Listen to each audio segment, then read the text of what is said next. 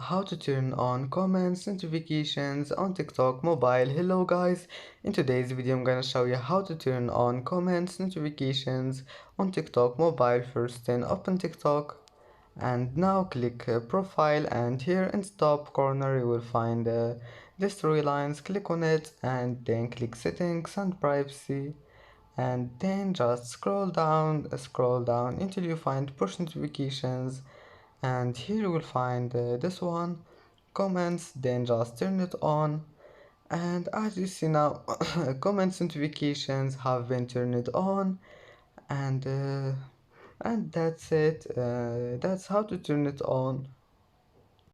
And that's it for today's video.